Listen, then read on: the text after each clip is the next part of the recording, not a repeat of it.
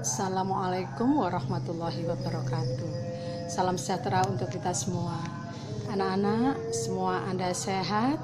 Nah, pada pertemuan yang lalu kita sudah mengetahui bahwa salah satu tema dalam teks prosedur adalah aktivitas manusia. Nah, pada pertemuan kali ini, Ibu gulirkan tayangan tentang mitigasi bencana alam. Ibu harap anak-anak simak baik-baik tayangan ini. Setelah itu, yang pertama anak-anak identifikasi informasi dalam tayangan. Yang kedua, analisis struktur kaidah ataupun kebahasaan teks. Selamat menikmati.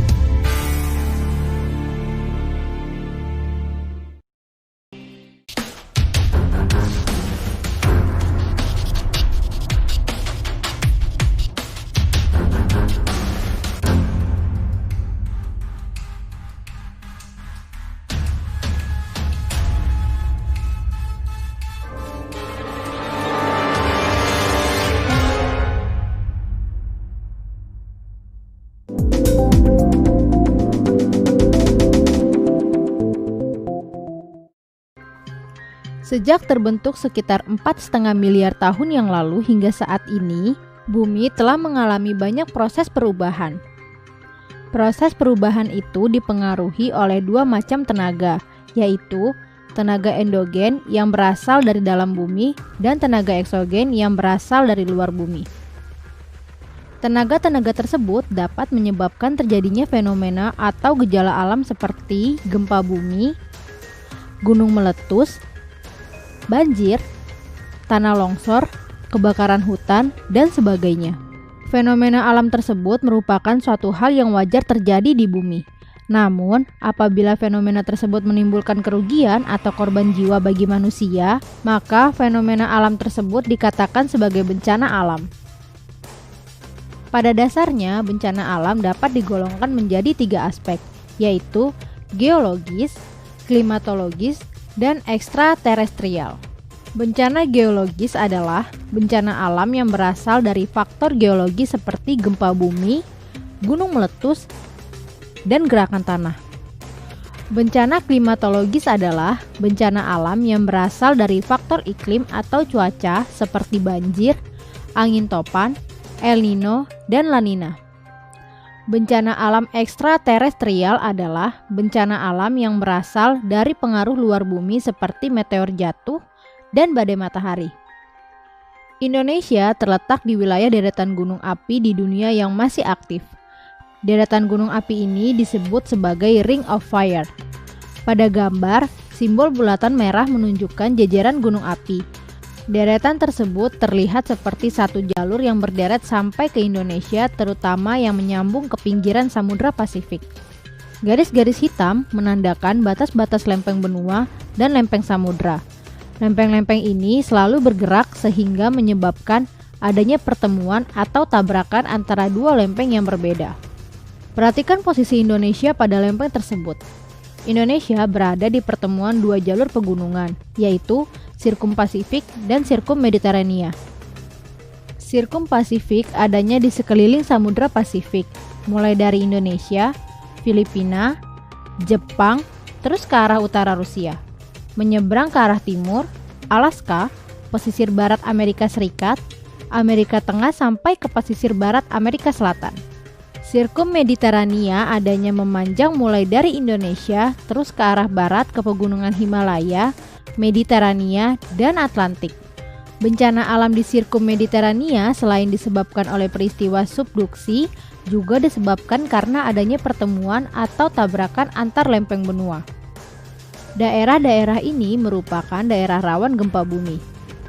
Jika dilihat dari letak geologis tersebut, maka wilayah Indonesia merupakan daerah rawan terhadap bencana geologis berupa gempa bumi dan gunung meletus.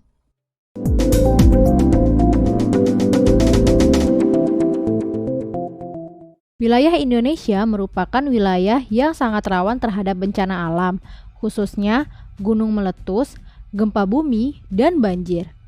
Berdasarkan data dari Badan Nasional Penanggulangan Bencana atau BNPB, sejak tahun 1815 sampai 2014, wilayah yang tercatat sering dilanda bencana alam adalah daerah Pulau Jawa. Sedangkan daerah yang paling rendah terjadinya bencana alam adalah daerah Pulau Kalimantan dan Pulau Papua. Secara geologis, Pulau Kalimantan jarang terjadi bencana, sedangkan untuk Pulau Papua lebih rawan terhadap bencana alam. Tetapi karena di wilayah Papua jumlah dan kepadatan penduduknya rendah, maka jumlah manusia yang dirugikan dari suatu fenomena alam menjadi sedikit. Mengingat pengertiannya, bencana alam adalah suatu peristiwa alam yang dapat merugikan kehidupan manusia. Dari data statistik BNPB, jenis bencana alam yang paling sering terjadi dan menimbulkan korban banyak adalah banjir, disusul dengan angin kencang, tanah longsor, gempa bumi, dan gunung meletus. Meski persentase kejadian gunung meletus dan gempa bumi tidak sebesar banjir, namun dampak yang diakibatkannya sangat besar dan merugikan kehidupan manusia. Bencana alam memang sangat sulit untuk dihindari, akan tetapi kita dapat melakukan upaya untuk mengurangi risiko yang ditimbulkan. Upaya tersebut disebut dengan mitigasi bencana alam. Mitigasi bencana gunung meletus. Di Indonesia banyak sekali terdapat gunung berapi aktif. Hal ini menimbulkan kerawanan terhadap bencana gunung meletus yang dapat mengancam kehidupan manusia. Oleh karena itu, kita mesti mewaspadainya. Namun, tidak semua gunung berapi aktif dapat langsung menimbulkan letusan yang dahsyat. Ada beberapa tingkat kegiatan atau aktivitas gunung berapi yang perlu kita ketahui dan waspadai sesuai dengan tingkatannya, yaitu aktif normal, waspada, siaga, dan awas. Apabila kita hidup di daerah rawan bencana gunung meletus, maka kita perlu melakukan langkah-langkah sebagai berikut.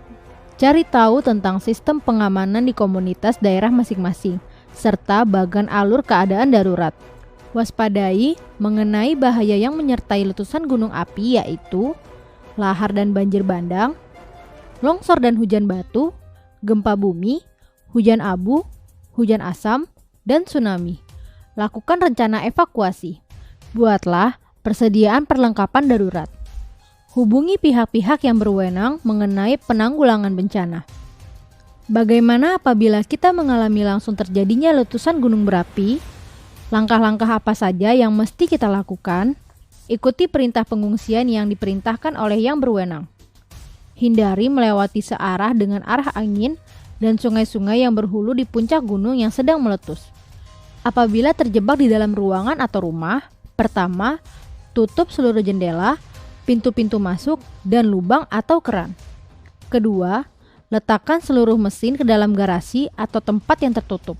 Ketiga, bawa binatang atau hewan peliharaan lainnya ke dalam ruang yang terlindung. Apabila berada di ruang terbuka, cari ruang perlindungan. Apabila terjadi hujan batu, lindungi kepala dengan posisi melingkar seperti bola.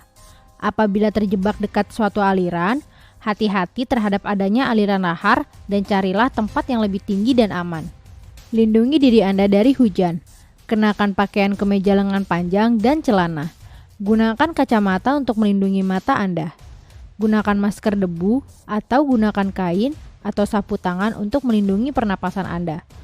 Matikan mesin mobil atau kendaraan lainnya kalau mendengar adanya aliran lahar. Hindari daerah bahaya yang telah ditetapkan oleh pemerintah atau lembaga yang berwenang, atau lihat peta daerah bahaya gunung api. Dengarkan berita dari radio atau televisi mengenai situasi terakhir bahaya letusan gunung api. Selanjutnya, langkah-langkah apa yang mesti kita lakukan apabila gunung berapi telah meletus? Apabila mungkin, hindari daerah-daerah zona hujan abu. Apabila berada di luar ruangan, tutup mulut dan hidung Anda. Debu gunung api dapat mengiritasi sistem pernapasan Anda. Gunakan kacamata untuk melindungi mata Anda. Lindungi kulit Anda dari iritasi akibat debu gunung api. Bersihkan atap dari hujan debu gunung api. Hujan debu yang menutupi atap sangat berat dan dapat mengakibatkan runtuhnya atap bangunan. Hati-hati ketika bekerja di atap bangunan rumah. Hindari mengendarai kendaraan di daerah hujan abu yang lebat. Mengendarai kendaraan mengakibatkan debu tersedot dan dapat merusak mesin kendaraan tersebut. Tinggallah di dalam rumah sampai keadaan dinyatakan aman di luar rumah. Ingat untuk membantu tetangga yang mungkin membutuhkan pertolongan seperti orang tua, orang yang cacat fisik, anak-anak yang tidak memiliki orang tua, dan sebagainya. Jika kita berada di daerah rawan terjadinya gempa bumi, langkah-langkah mitigasi apa saja yang harus dilakukan? Apabila kita berada di daerah rawan gempa bumi, ada beberapa hal yang dapat kita lakukan agar selalu siaga, yaitu dirikanlah bangunan seperti kantor, rumah, dan sebagainya sesuai dengan kaidah-kaidah yang baku. Diskusikanlah dengan para ahli agar bangunan tahan gempa. Jangan membangun dengan asal-asalan apalagi tanpa perhitungan. Kenalilah lokasi bangunan tempat Anda tinggal atau bekerja. Apakah tidak berada pada patahan gempa atau tempat lain seperti rawan longsor dan sebagainya. Tempatkan perabotan pada tempat yang proporsional. Jika Anda punya lemari, ada baiknya dipakukan ke dinding agar tidak roboh dan ikut menindih ketika terjadi gempa. Siagakanlah peralatan seperti senter, kotak P3K, makanan instan, dan sebagainya. Sediakan juga radio karena pada saat gempa, alat komunikasi dan informasi lain seperti telepon, HP, televisi, internet akan terganggu. Radio yang hanya menggunakan baterai akan sangat berguna di saat bencana. Selalu periksa penggunaan listrik dan gas. Matikan jika tidak digunakan. Catatlah telepon-telepon penting seperti pemadam kebakaran, rumah sakit, dan lainnya. Kenalilah jalur evakuasi. Beberapa daerah di Indonesia, khususnya daerah rawan tsunami, saat ini Indonesia telah membangun jalur evakuasi ke tempat yang lebih tinggi. Ikutilah kegiatan simulasi mitigasi bencana gempa yang sudah mulai dilakukan oleh beberapa daerah seperti Kota Padang, Sumatera Barat. Hal ini sudah biasa dilakukan oleh masyarakat Jepang, sehingga mereka tidak canggung lagi ketika terjadi bencana. Dengan mengikuti kegiatan ini, kita akan terbiasa dengan bentuk-bentuk peringatan dini yang disediakan pemerintah daerah, seperti tanda kentongan, sirene pertanda tsunami, sirene banjir, dan sebagainya. Jangan panik, yakinkan diri bahwa Anda dapat lepas dari bencana tersebut. Menghindar dari bangunan, pohon, tiang listrik, dan lainnya yang berpotensi roboh lalu menimpa kita. Jika Anda berada dalam gedung, berusahalah untuk lari keluar. Jika tidak memungkinkan, berlindunglah di bawah meja yang kuat, tempat tidur, atau berlindunglah di pojok bangunan karena lebih kuat tertopang. Perhatikan tempat Anda berdiri karena gempa yang besar akan memungkinkan terjadinya rengkahan tanah. Jika Anda sedang berkendara, matikan kendaraan Anda dan turunlah. Jika Anda sedang berada di pantai, maka berlarilah menjauhi pantai tersebut. Jika Anda sedang berada di daerah pegunungan, maka perhatikan di sekitar Anda apakah ada kemungkinan longsor. Jika Anda masih berada dalam gedung, maka keluar dengan tertib. Jangan gunakan lift, gunakanlah tangga. Periksa sekeliling Anda apakah ada kerusakan, baik itu listrik padam, kebocoran gas, dinding retak, dan sebagainya. Periksa juga apakah ada yang terluka. Jika iya, lakukanlah pertolongan pertama. Hindari bangunan yang kelihatannya hampir roboh atau berpotensi untuk roboh. Carilah informasi tentang gempa tersebut, gunakanlah radio. Ayo, siaga bencana!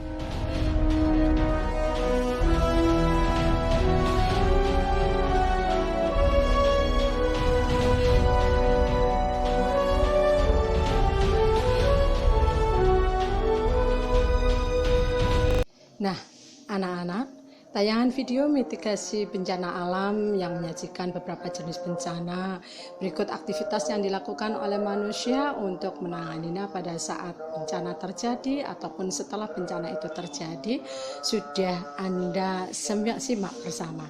Nah, jangan lupa Anda identifikasi informasi dalam tayangan, kemudian analisis struktur dan kebahasaan atau kaidah teks. Setelah itu, di akhir pertemuan ini, jangan lupa dikirimkan kepada Ibu melalui kantong tugas yang sudah tersedia. Sehat selalu, tetap semangat, semoga Anda semua sehat dan berhasil. Ibu akhiri, Assalamualaikum warahmatullahi wabarakatuh.